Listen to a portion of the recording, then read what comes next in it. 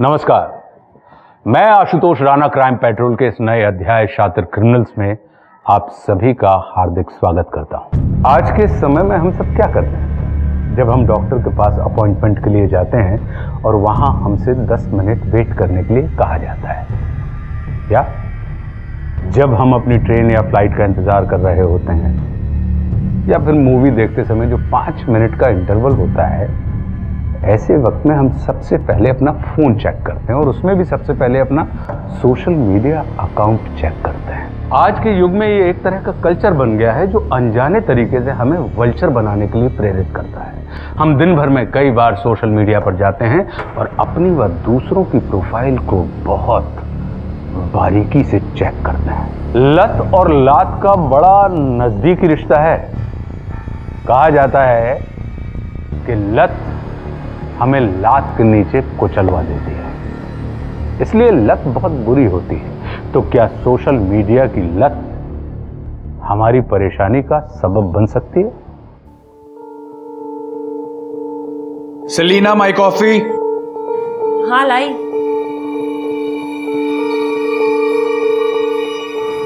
Tiffin ready है?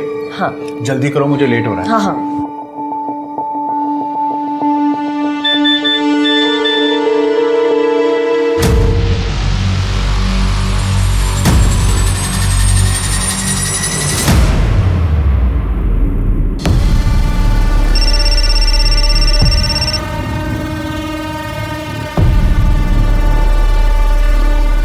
इस message का क्या मतलब है?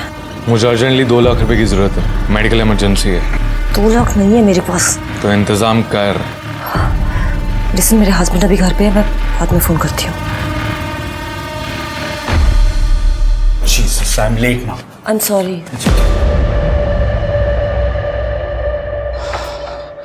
अब लिसन, अकाउंट डिपार्टमेंट से एक लड़का आएगा, गिब्सन। उससे पैसे ले लेना और सेफ्टी से रख देना, ठीक है? मैं बाद में चेक करूँगा।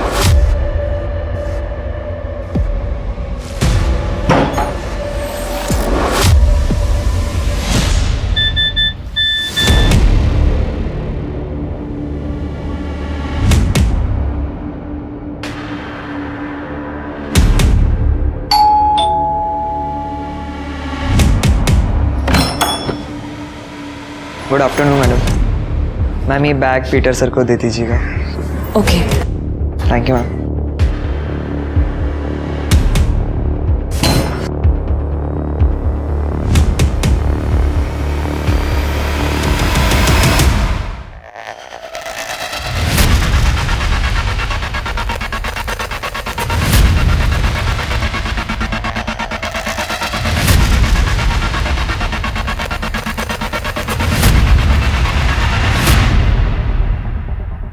मत कैसे हुई मेरे पैसे चुराने की? हाँ सर मैंने तुझे जॉब दिया, तुझे अच्छी सैलरी दी और तूने मुझे ही धोखा दिया। सर मेरी बात सुनिए सर मैंने 5 लाख रुपए मैडम को ही दिए थे sir.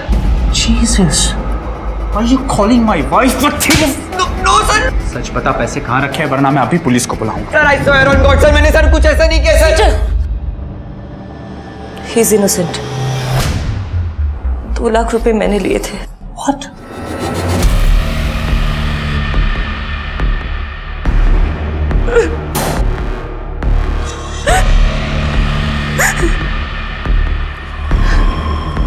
Peter, someone is blackmailing me. What?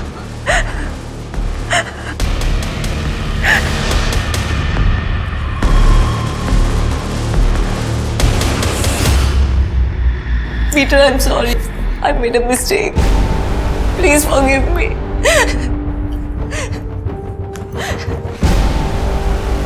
I beg you, Peter. Please माफ कर दो। मैं एक जरूरी मीटिंग के लिए जा रहा हूँ। जब तक वापस आऊं तब तक मुझे तुम या तुम्हारा कोई भी सामान दिखना नहीं चाहिए। Please please. Leave right now!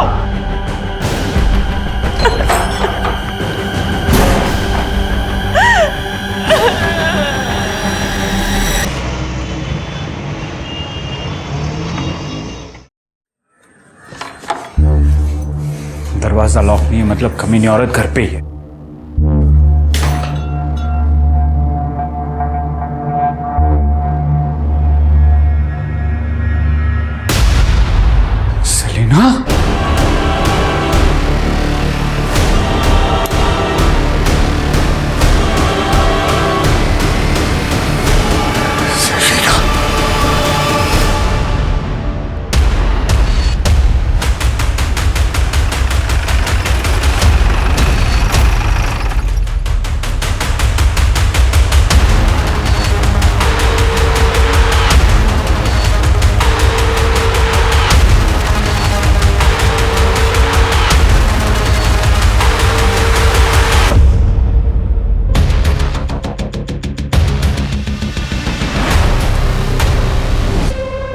Tripti, body नीचे उतारो और पोस्टमार्टम के लिए भेज दो।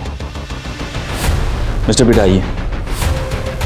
जैसा कि आपने बताया कि आप दोनों के बीच में सब ठीक था, तो फिर उन्होंने सुसाइड क्यों किया? मुझे आज सुबह ही पता चला। ये रहा उसका नंबर।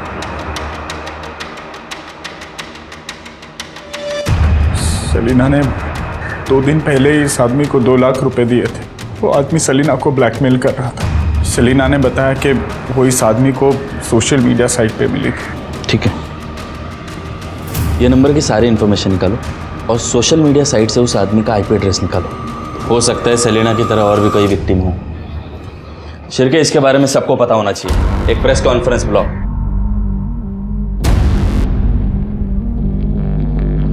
इस सुसाइड के पीछे जिसका हाथ है उस आदमी का पता चल गया है।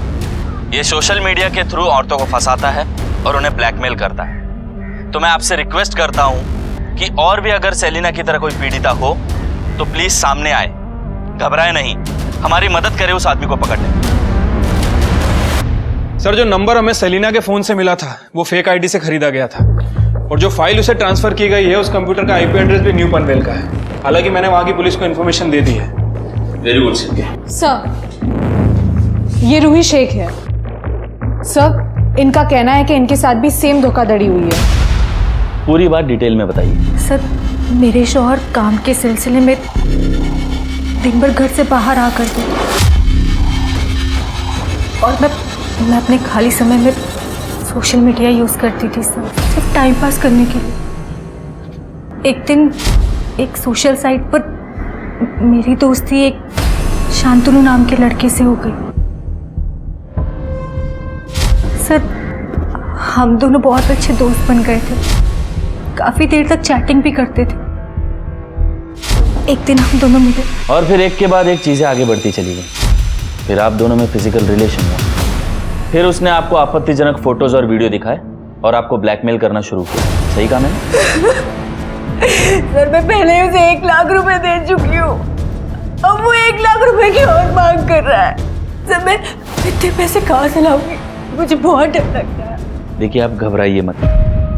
आप एक फॉर्मल कंप्लेन लॉन्च करा दीजिए, हम कार्रवाई करेंगे। अगर मेरे शौहर को पता चल गया तो मेरी जिंदगी बर्बाद हो जाएगी सर। मेरी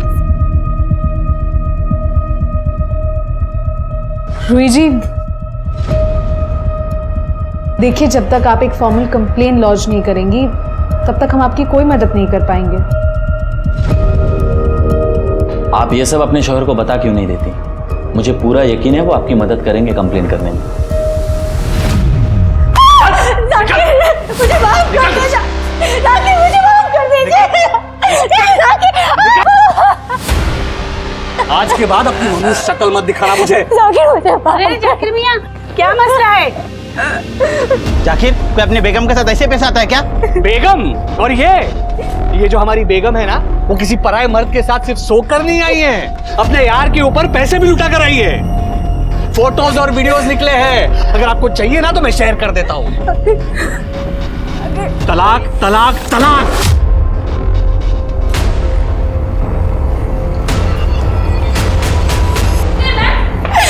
मेरे शौहर मुझे तलाक दे रहे हैं और ये सब आप लोगों की वजह से हुआ है। पूरे मोहल्ले के सामने उन्होंने मेरा तमाशा बना दिया। आप लोगों की वजह से अब मेरे सर पर छत भी नहीं है।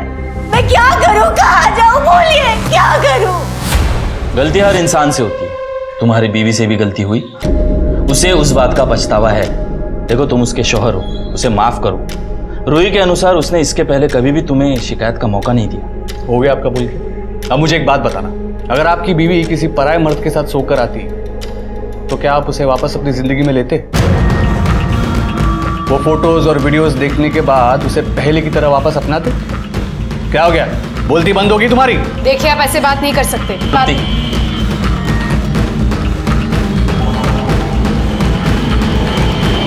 तू क्या खड़ी है यहाँ पे? निकल।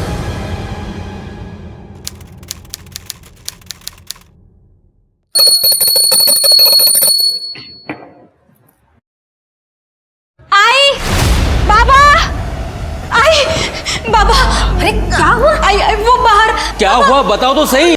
आई बच्चा।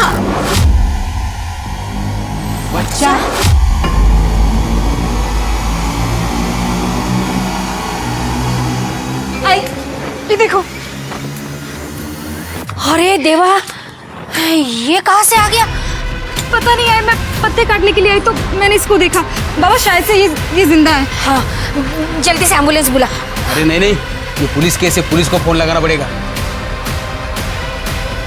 हेलो, हाँ पुलिस स्टेशन।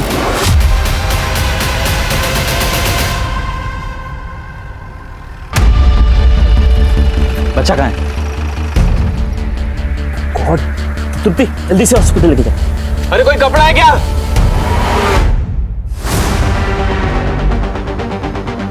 आप में से बच्चे को सबसे पहले किसने देखा? मैंने सर। आपका नाम? राधा बोरकर।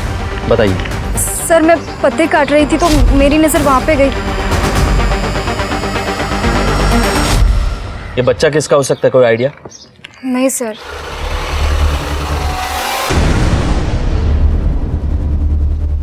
राधा, राजन, ठीक है ना? ये कौन है? ये मेरे पति हैं, पुणे में जॉब करते हैं, सॉफ्टवेयर इंजीनियर हैं। राधा ने कॉल किया, काफ़ी घबराई हुई थी, बच्चे के बारे में बताया। शादी को कितना समय हो गया? 2 साल। कोई बच्चे? नहीं। ये आपके आई बाबा है? नहीं सर, ये राधा के आई बाबा है। बाबा को पैरालिसिस का स्ट्रोक आया था, उसके बाद से हम इनके साथ ही रह रहे हैं इनकी देखभाल के लिए। ठीक है, तहकीकात चल रही है, फिर मुलाकात होगी।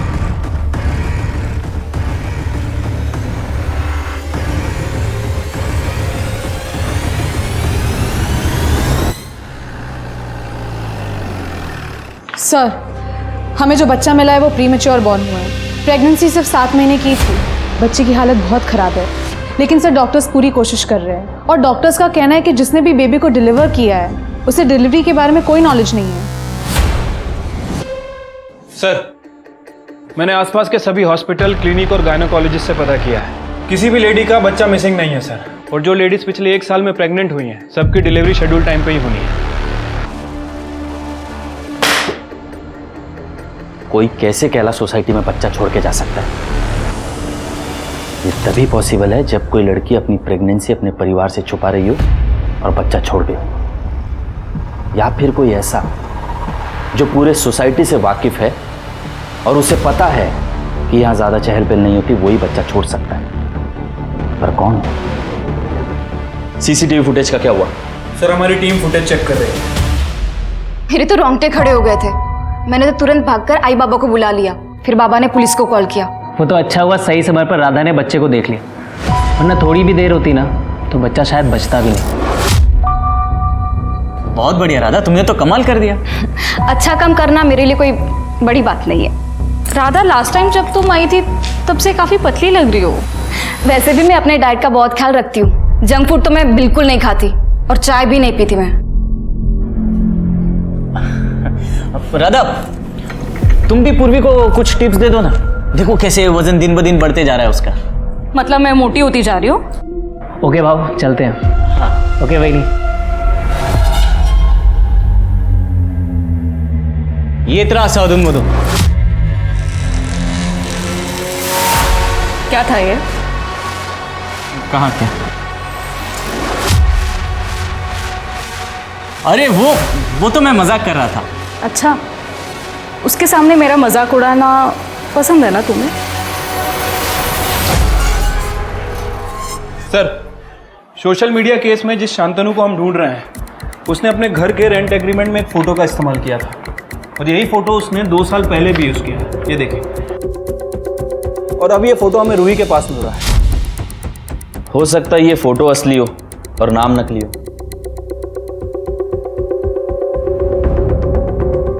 शिरके, ये देखो, ये सारी फ़ोटो मिलती जुलती हैं। ये देखो, ये आई थिंक औरतें कंफ्यूज हो गई और हमें कांटेक्ट नहीं किया। हो सकता है सर। वैसे इस बारे में मैंने मकान के मालिकों से भी बात की है। उन्हें जो डिटेल्स दी गई हैं वो सारी की सारी नकली हैं। उन्हें इस बारे में कुछ नहीं पता।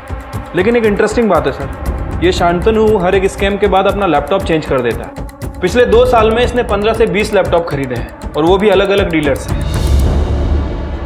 इंटरेस्टिंग। ये आदमी काफ़ी चालाक है। मतलब ये आदमी हर स्कैम के बाद अपना लैपटॉप बदलता है और साथ ही साथ इंटरनेट प्रोवाइडर भी, ताकि इसका आईपी एड्रेस ट्रैक ना हो सके। Very good Shirke, very good. मुझे इसके बारे में सारी इंफॉर्मेशन चाहिए। Right sir. सर, हमने कैलाश सोसाइटी की सभी सीसीटीवी फुटेजेस चेक की, कल की और 2 दिन पहले की। लेकिन सर, सीसीटीवी फुटेज में वहाँ के लोकल निवासी, कर्मचारी और डिलीवरी बॉयज़ के अलावा कोई नया नजर नहीं आया। मतलब सोसाइटी में बाहर से कोई भी बच्चा डंप करने नहीं आया? नो सर, ऐसा लग तो नहीं रहा है। ये कैलाश सोसाइटी में कितने बंगलो होंगे? लगभग 15 से 20। और 18 से 40 की एज में कितनी औरतें? सर, शायद 25 से 30 औरतें होंगी। सबके डीएनए सैंपल लो और वो बच्चे से मैच करो। देखते हैं बच्चे का डीएनए सैंपल सोसाइटी में से किसके साथ मैच होता है। सर,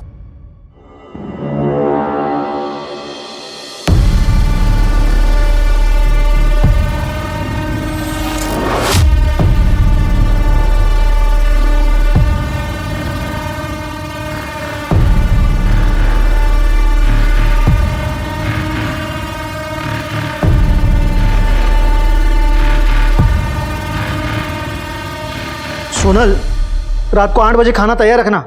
9 बजे ना सोसाइटी की मैनेजिंग कमेटी के साथ मीटिंग है। नरेंद्र भाई है ना, उनके पौधों का पानी सोहेल भाई के घर में जाता है।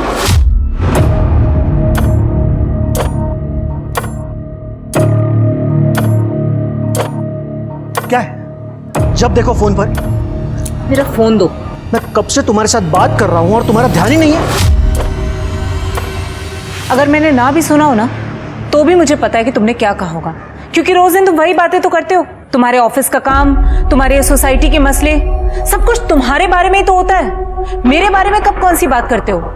तुम्हें एक्चुअली शादी ना तुम्हारे धंधे से करनी चाहिए थी। सुबह निकल जाते हो, रात में घर आते हो, मुझसे तो बात करने तक का टाइम नहीं है तुम्हारे पास। इसलिए सॉरी टू से, लेकिन ये जो फोन है ना, इसे चाहे मेरा दोस्त कह लो या मेरी सहेली, और शायद मेरा पति भी। बस हाँ, बहुत हुआ वे।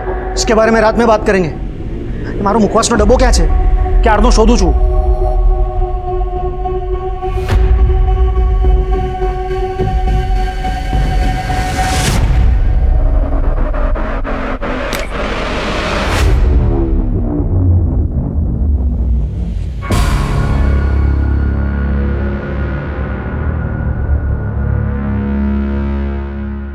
अपने नॉटी फोटोज भेजो ना।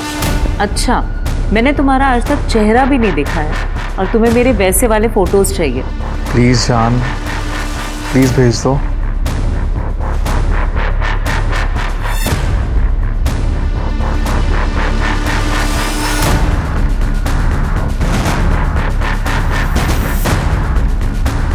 कैसे लगे फोटोज?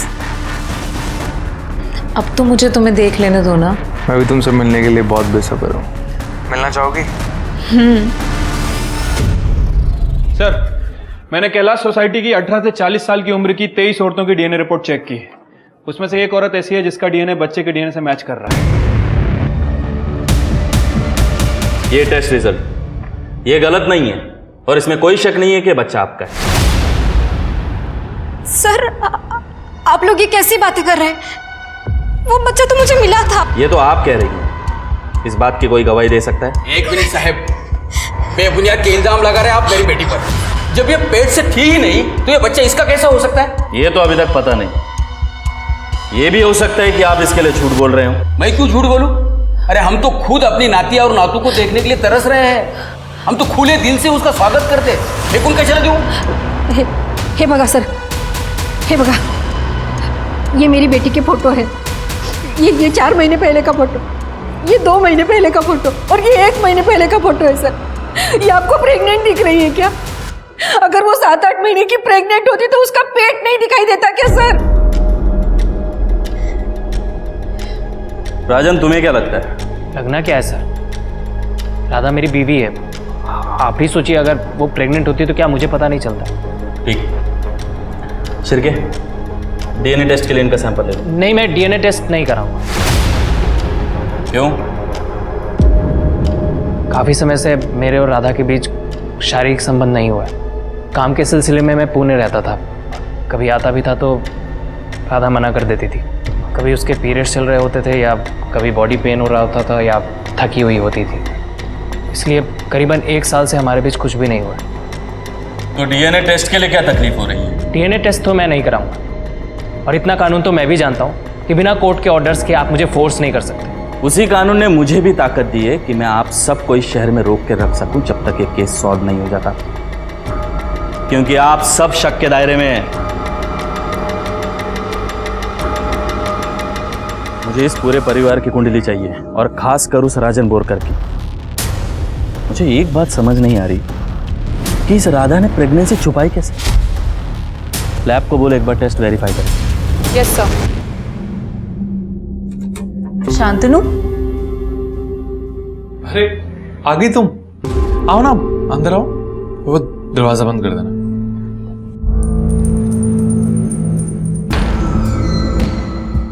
देर लगाती तुमने आना में। मैं कब से तुम्हारा इंतजार कर रहा था। अब मुझसे भी कोई पिरा नहीं जा रहे।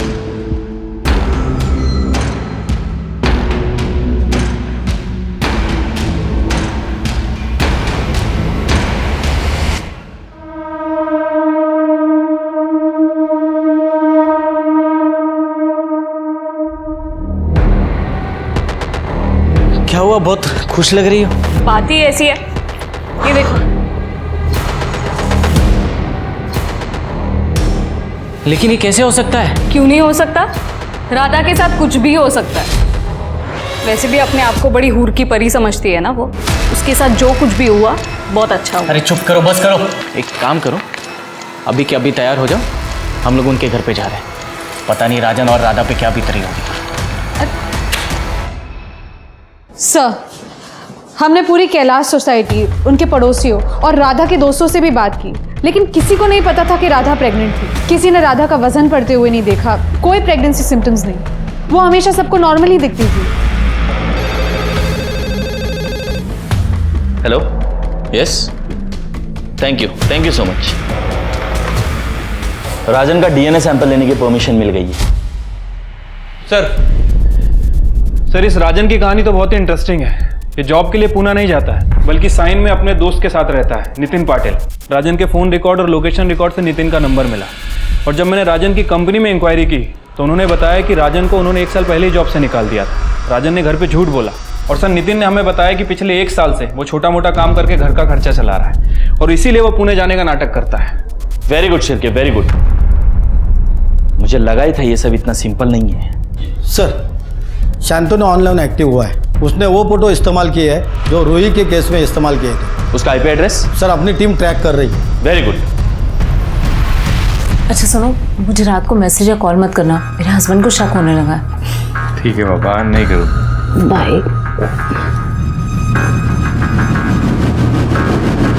ठीक आहे, ती फाईल तयार करा, मी बघतो नंतर। सर, हॉस्पिटल से फ़ोन आया था, वो बच्चा ही इज़ नो मोर। कोई इतना बेरहम कैसे हो सकता है? एक नवजात बच्चे को मरने के लिए छोड़ दिया। सर, राजन का डीएनए बच्चे के डीएनए से मैच होता है। वो बच्चा राजन और राधा का ही था। अब ये मर्डर केस है। राधा बोरकर, तुमने तुम्हारे बच्चे को लावारिस छोड़ा, जिसकी वजह से उसकी मौत हो गई। क्या बच्चा मर गया? जी हाँ, राजन के डीएनए टेस्ट से ये प्रूव हो चुका है कि ये बच्चा इन दोनों का ही है। राधा, हमारे साथ चलो। तृप्ति। एक मिनट सर, आप लोग हमें बिना बात के फंसा रहे हैं। किसी दूसरे का पाप आप हमारे सर पे डाल रहे हैं। अरे गलती हो गई मेरी बीवी से, जो उस दिन उस बच्चे के बारे में आपको इन्फॉर्म कर दिया। इससे तो बेहतर होता किसी कूड़ेदान में फेंक देती। ए शाण्या, सायन को पूना बताने वाले, शांत रहा जरा। सर, आपका क्या मतलब है सर? ये अपने भाई से पूछो कि ये अपना पूरा हफ्ता कहाँ बिताता है। जहां तक मैं जानता हूं ये पूना तो नहीं जाता। क्यों? राजन? अरे राजन काय म्हणतायत ते? हाउ जॉब छूट गई थी मेरी। सायन में मैं अपने दोस्त नितिन के साथ ही रहता था, वहीं छोटा मोटा काम करता था। बहुत टाइम से जॉब ढूंढ रहा हूँ, अभी तक मिली नहीं है। क्या बोलता आप सबको? आई एम सॉरी, आपके परिवार को ये सब इस तरह बताना पड़ा। देखिए, पुलिस अपना काम पूरी ईमानदारी से करती है, और डीएनए टेस्ट से ये पता चल चुका है कि बच्चे के बाप तुम ही हो। तुम ही हो। तो अभी ठंडे दिमाग से सोचो कि राधा के साथ तुमने आखिरी बार संबंध कब बनाए। सर, मैंने आपको पहले ही बताया, 1 साल पहले। शायद 8-9 महीने पहले। मतलब 8 महीने?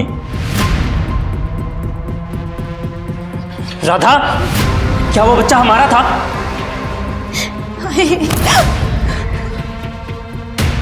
तृप्ति, लेके चलो। आपको कुछ गलत फहमी हुई है? रानी ने कुछ नहीं किया।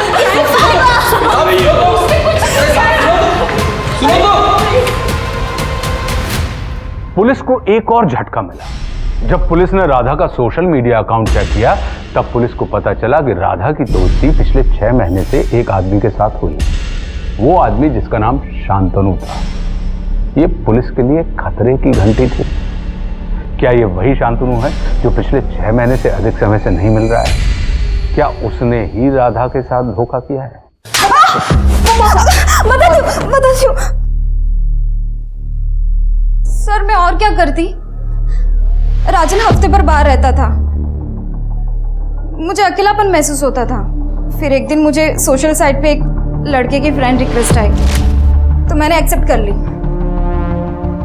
मैं शांतनु के साथ बातें करने लगी थी और फिर कुछ ही समय में मुझे उससे प्यार हो गया था। इतना प्यार कि मैं उसके साथ भाग जाना चाहती थी, एक नई जिंदगी की शुरुआत करना चाहती थी। लेकिन तभी मुझे पता चला कि मैं प्रेग्नेंट हो गई हूँ।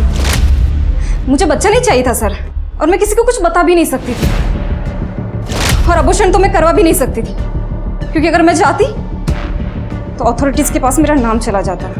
इसलिए मैंने तय किया कि मैं किसी को कुछ भी नहीं बताऊंगी, और जब बच्चा पैदा हो जाएगा तो उसको मैं कहीं फेंक दूंगी। और मेरा पेट ना दिखे इसलिए मैं साड़ी के नीचे कपड़ा बांधती थी, बॉडी सूट पहनती थी। लेकिन 9 तारीख रात को जब आई पापा एक फंक्शन में गए और राजन भी पुणे गया था, तब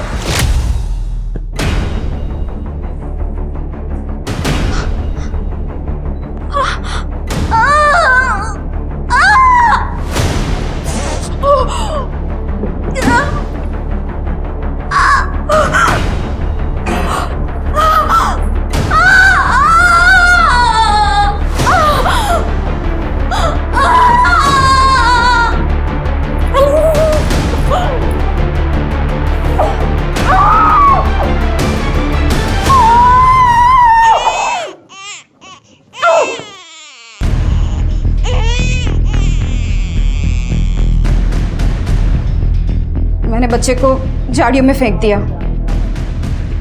और आके मैंने पूरा बाथरूम साफ कर दिया। जो भी सामान मैंने इस्तेमाल किया था उसको कूड़ेदान में फेंक दिया। फिर अगले दिन आई। सर एक मिनट, एक गुमनाम फोन आया था। वो आदमी बोल रहा है कि वो राजन का दोस्त है, और राजन को राधा के अफेयर के बारे में पता था। इस बात को लेकर दोनों में झगड़ा होता था। तो राजन लगी नहीं सर। हाँ सर, एक दिन मुझे एक अननोन नंबर से कॉल आया था। उसने कहा मेरी वाइफ किसी मॉल में एक आदमी से मिलने वाली। तुम्हारा दिमाग खराब है राजन। मेरा अफेयर? राजन सिर्फ तुमसे प्यार करती हूँ। अच्छा, अगर ऐसा है तो तू आज रात मॉल में किससे मिलने जा रही है? किसी से नहीं, मैं सच बोल रही हूँ। बेटा देखो बेटा, शायद तुम्हारे साथ किसी ने मजाक किया है। राधा ऐसा नहीं कर सकती बेटा। तो क्या राधा उस दिन मॉल गई थी? नहीं सर, उसके बाद कभी हमने इस बारे में बात भी नहीं की। मैं राधा से बहुत प्यार करता हूँ उसे। मैं कभी सपने में भी नहीं सोच सकता कि वो अपनी प्रेगनेंसी के बारे में मुझसे छुपाएगी, बल्कné उसे ऐसे ही छोड़ देगी, एक ऐसे इंसान के बारे में सोचते हुए जिसे कभी उसने देखा भी नहीं था। इन सब चक्करों के चक्कर में मैंने अपना बच्चा खो दिया। शेर के इतना सब सुनने के बाद ताज़ी हवा की सख्त ज़रूरत थी। हाँ सर, वैसे जब हम राजन को इंटरोगेट कर रहे थे तब सर राधा के फ़ोन की रिपोर्ट आई थी। राधा के फ़ोन में ना तो कोई अश्लील वीडियो है, ना ही कोई अश्लील फ़ोटो, जैसा कि सेलिना के फ़ोन में मिला था, और ना ही कोई ऐसा वीडियो डिलीट किया गया। मतलब राधा को कोई ब्लैकमेल नहीं कर रहा था? लेकिन ये शांतनु तो पहले दोस्ती करता है, फिर प्यार मोहब्बत का नाटक करके ब्लैकमेल करके पैसे लेके भाग जाता है। ये राधा के लिए हृदय परिवर्तन कैसे हो गया इसका? सर वही तो समझ। सर, शांतनु को ट्रैक कर लिया। उसके आईपी एड्रेस के मुताबिक उसने एमजी रोड पर अभी एक फ्लैट किराए पे लिया है, और सर इस वक्त वो दौलत नगर की रहने वाली सोनल कपाड़िया को अपने जाल में फंसा रहा है। Very good. अब 2 टीम बनाओ और दोनों जगहों को सर्विलेंस पे रखो। इस शांतनु को आज रंगे हाथ पकड़ते हैं। Right sir. सुनो, मुझे 2 लाख रुपए की बहुत ज़रूरत है, कुछ मेडिकल इमरजेंसी है, प्लीज़ पैसे अरेंज करवा दो। मेरे पास 2 लाख रुपए नहीं है, लेकिन हुआ क्या है? वो सब मैं तुम्हें मिलकर बताऊंगा। अभी प्लीज़ मुझे पैसों की ज़रूरत है। देखो, तुम्हारे अलावा मेरा कोई और है भी नहीं है, तुम बिल्कुल भी टेंशन मत लेना, मैं तुम्हें जल्द से जल्द पैसे वापस कर दूंगा। लेकिन शांतनु, अगर मेरे पास होते तो तुम्हें मैं मना क्यों करती? मेरे पास नहीं है। सोनल, मैं भी फोन रखती हूँ। सोनल क्या कर रही हो? अरे बराड़ा पाड़ी रो चुके यार, बाथरूम में से चिल्ला रहा हूं मैं कब से, टॉवेल भूल गया था। मैंने संभळायो नहीं, वो फोन फिर से फोन ककड़ाहट से।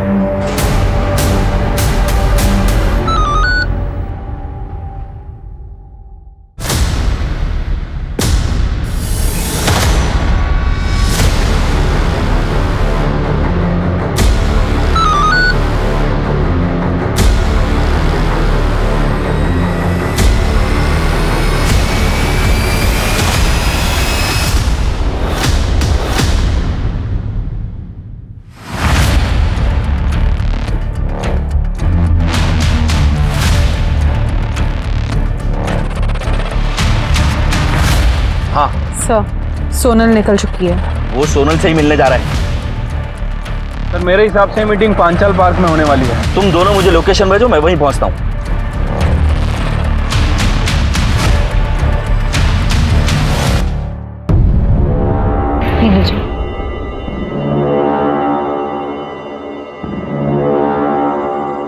तुम ये ठीक नहीं कर रहे हो शांतनु।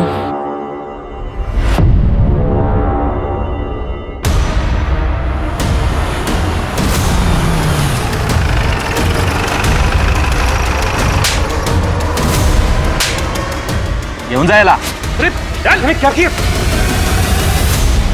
सब मेरे हस्बैंड घर पर। देखिए, आप घबराइए मत, इसने क्या क्या किया हम सब जानते हैं। आप थाने में आकर एक फॉर्मल कंप्लेन कर देना, आपका नाम बाहर नहीं आएगा। सलीना सुसाइड केस में बहुत बड़ा डेवलपमेंट हुआ है। आज पुलिस ने शांतनु को रंगे हाथों गिरफ्तार किया है, जब वो किसी और औरत को ब्लैकमेलिंग का शिकार बना रहा था। बने रहिए हमारे साथ, इस केस से जुड़ी सभी डेवलपमेंट सबसे पहले आप तक पहुंचाएंगे।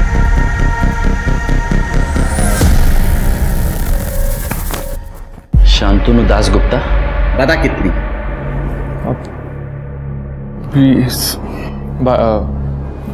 20-25 के आसपास।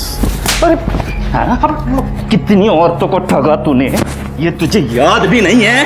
ये वो याद करने लायक थी भी नहीं ना। तूने सिर्फ औरतों को ब्लैकमेल नहीं किया है, वो सेलिना ने तेरी वजह से सुसाइड किया, तू कल्प्रिट है।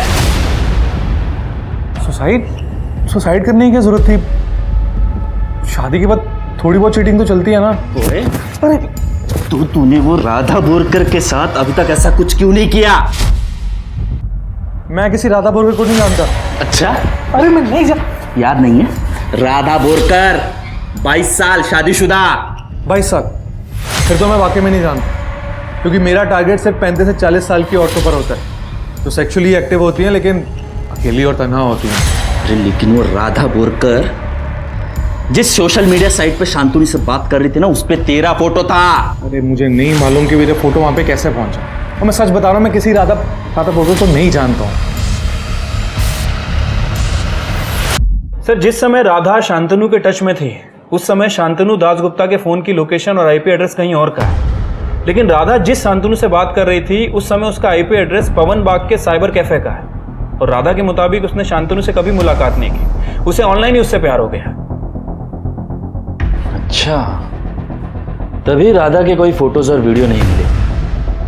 लेकिन अगर ये शांतनु दासगुप्ता सच बोल रहा है, मतलब कोई दूसरा शांतनु है जो राधा को फंसा रहा है इसकी फोटो इस्तेमाल करके। हो सकता है सर, लेकिन सर इस शांतनु ने पिछले 15 से 20 दिन में कोई एक्टिविटी नहीं। ओके शिरके, ये साइबर कैफे में जाओ और ये जो कोई भी दूसरा शांतनु है उसकी फुटेज निकालो। सर, एक औरत की डेड बॉडी मिली है।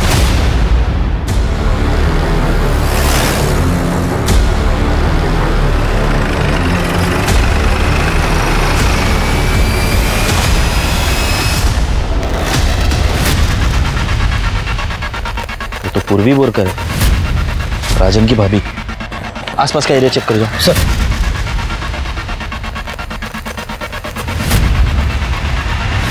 सर, किसी धारदार हथियार से वार किया गया है और सर ये क्राइम सीन नहीं है। यहाँ आसपास कहीं भी ब्लड के ट्रेसेस नहीं है। सर लगता है मर्डर के बाद बॉडी को यहाँ पे डंप किया गया है। Sexual assault? No sir, sexual assault के कोई ट्रेसेस नहीं है। ठीक है, बॉडी पोस्टमार्टम के लिए भेज दो। यहाँ एरिया में सीसीटीवी कैमरास? सर दोनों साइड 5 किलोमीटर तक कोई भी सीसीटीवी कैमरा नहीं है।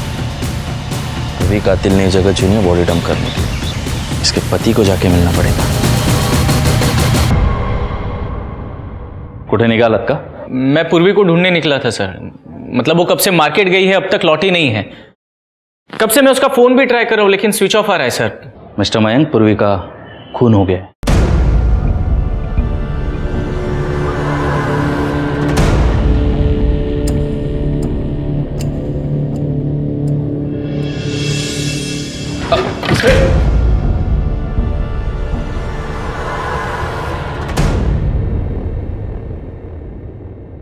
मिस्टर मयंक, सांभाळा स्वतःला। पूर्वी की डेड बॉडी हमें जंगल में मिली। उसको कोई क्यों मारेगा सर? पूर्वी की किसी से दुश्मनी, झगड़ा वगैरह? पूर्वी की डेड बॉडी के पास हमें उसका पर्स, मोबाइल कुछ नहीं मिला। क्या वो यहाँ हो सकता है? नहीं सर, वो अपने साथ लेकर गई थी, इसलिए तो मैं उसको फोन ट्राई कर रहा था सर। हमें फिर भी एक बार घर की तलाशी लेनी होगी। चेक करा। तुप्ती, साइबर टीम को बुलाओ और पूर्वी का सोशल मीडिया अकाउंट चेक करवाओ। Yes sir.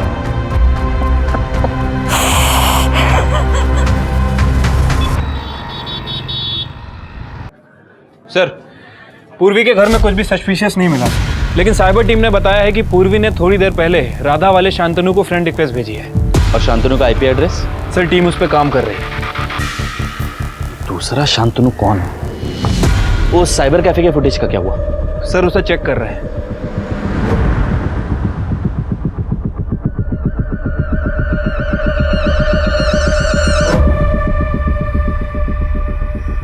कुछ मिला? नहीं सर, अभी तक तो नहीं। ये देखो। एक मिनट, ये गोल्फ कैप वाला आदमी तो पहले भी दिखा था ना? ओके। ये जूम करो।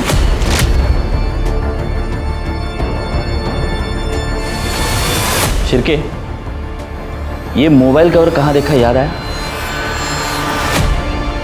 नहीं सर।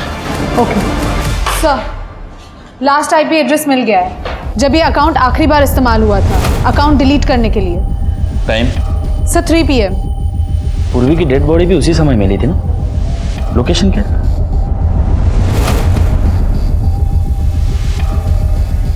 ये लोकेशन मैंने जहां ये मोबाइल कवर देखा है उस लोकेशन से मैच होती है।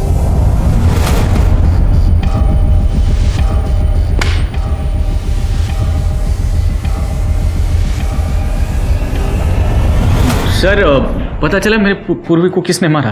क्यों, तुम्हें नहीं पता?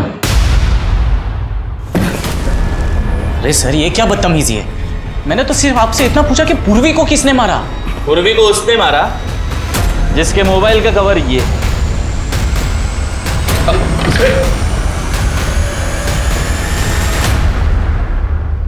इसका आईपी एड्रेस और तेरे घर का लोकेशन मैच होता है। इस मोबाइल की आखिरी लोकेशन जंगल की है जहां पूर्वी की डेड बॉडी डंप की गई। अभी तक गेस कर लिया होगा किसने मारा पूर्वी को? बोल पटपट। बता दो। सारी मेरी ही गलती है। मैंने तो सिर्फ राधा के साथ मजाक करने का सोचा था। बहुत घमंडी थी वो। हर वक्त मेरी पूर्वी का मजाक उड़ाया करती थी, उसे ताने मारा करती थी। उसने तो मजाक में इतना तक कह डाला था कि हमारी शादी को 5 साल हो गए फिर भी हमारा कोई बच्चा नहीं है। सॉरी भाभी, ये ना बंगलो नंबर 7 वाली अनीता के बच्चे के लिए गिफ्ट था। आपको गलती से आ गया। आपका गिफ्ट तो ये रहा। इसमें ना 101 तरीके हैं बच्चे पैदा करने के लिए। इसीलिए मैं हमेशा से उसे सबक सिखाना चाहता था, लेकिन क्या करूं कैसे करूं कुछ समझ में नहीं आ रहा था। और फिर अचानक एक दिन मैंने अखबार में शांतनु के बारे में पढ़ा, जिसमें उसकी फ़ोटो भी छपी थी। बस ये आइडिया मुझे वहीं से मिला। तो इसलिए तुमने शांतनु का फोटो इस्तेमाल करके नकली आईडी बनाई और राधा को फ्रेंड रिक्वेस्ट भेजी? हाँ, लेकिन जब राधा ने भी फ्रेंड रिक्वेस्ट एक्सेप्ट की तो मैं शॉक हो गया था। हम लोग घंटों ऑनलाइन चैट किया करते थे।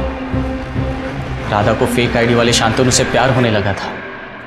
बिना मिले बिना जाने वो शांतनु के साथ भाग जाना चाहती थी, और इसी बात का खुलासा मैं राजन के सामने करना चाहता था, जो उसे अंधों की तरह प्यार करता था। और इसीलिए जब राधा ने मॉल में शांतनु से मिलने का प्लान बनाया तो मैंने राजन को कॉल कर दिया। वो कॉल तूने किया था? हाँ। हेलो राजन, आज शाम को तुम्हारी बीवी अपने आशिक के साथ मॉल में मिलने वाली है। अगर उसे रंगे हाथ पकड़ना चाहते हो तो जल्दी अक्षय मॉल पहुंच जाओ। लेकिन राधा वहां आई ही नहीं, और पिछले कुछ हफ्तों से राधा बहुत उतावली हो गई थी। उसे हर हाल में शांतनु के साथ रहना था। इसलिए जब राधा ने मुझे बताया कि वो प्रेग्नेंट है तो मैं शॉक हो गया था, क्योंकि इसके बारे में हमारे फैमिली में से किसी को कुछ नहीं पता था। राधा ने तो यहां तक कह डाला था कि वो बच्चे को अबॉर्ट करेगी और मेरे साथ भाग जाएगी।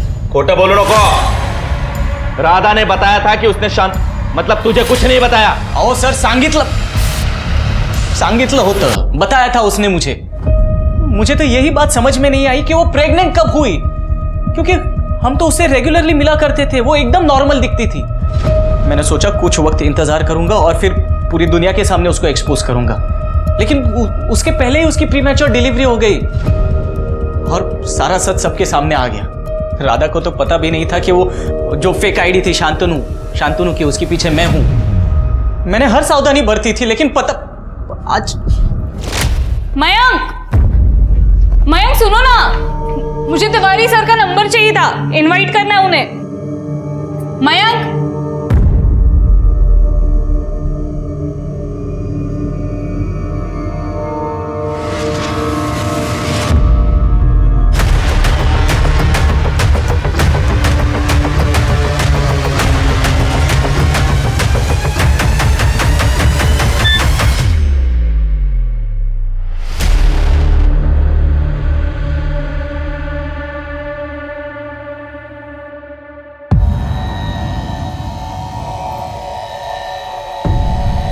क्या हुआ?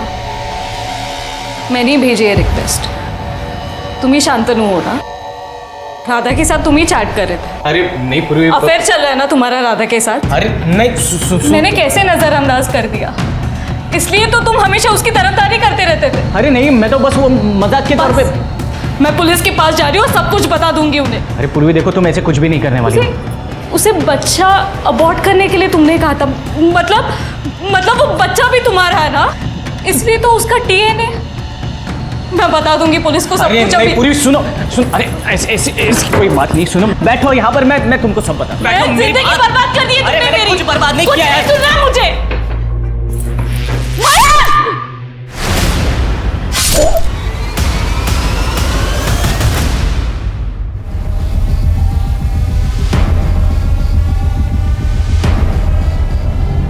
आप जब घर पे आए तो मैं समझ गया था कि आपको पूर्वी की डेड बॉडी मिल चुकी है, लेकिन उसके पहले ही मैं पूर्वी का पर्स और फोन तोड़ के फेंक चुका था। क्या फायदा हुआ ये सब करके? तूने तेरी जिंदगी तो बर्बाद कर ही दी और साथ ही साथ राधा और राजन की भी कर दी। अब पूरी जिंदगी जेल में सड़ गई।